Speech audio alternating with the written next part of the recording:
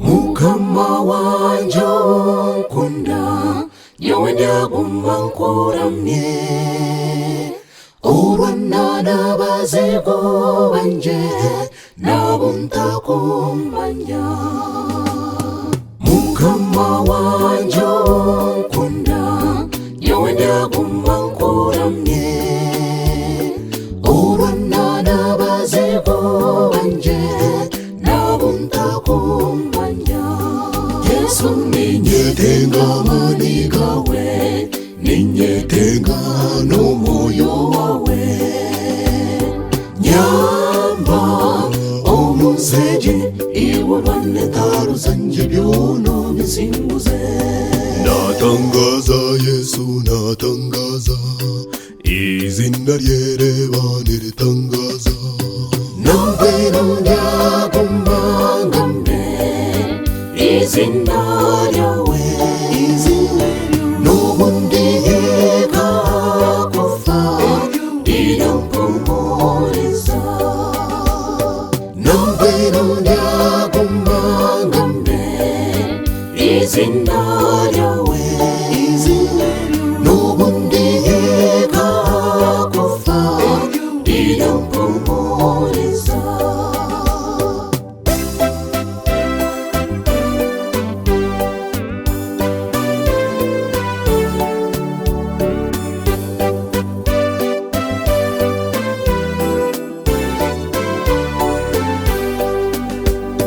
Yanjirate otatina ahabo kubankwine otahaza umutima ndiruhanga wawe ati nideba tinchini banja ruhanga shashurire ebirebe maziro murago erizoba yanshitya Zayoni titwini banjariuna Zayoni nitukunda Mukama twenda twehangane tumushabe imbabazi bamba tusinguze.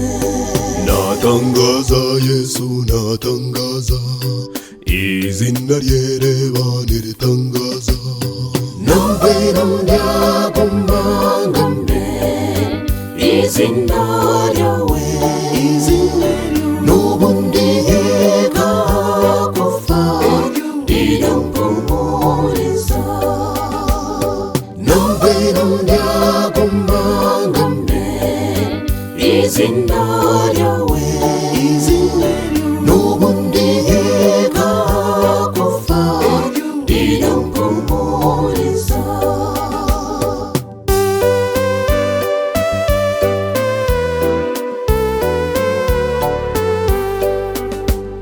Mukama wanje owe mbabazi nikushaba umbangire enaku hamwe n'obusasi bikomera izuba. Yesu ninyetenga manigawe ninyetenga n'umoyo wawe nyamba omuzeje iwe banetaru zanje byono bisimbuze. Natangaza Yesu natangaza izina ryereba niritangaza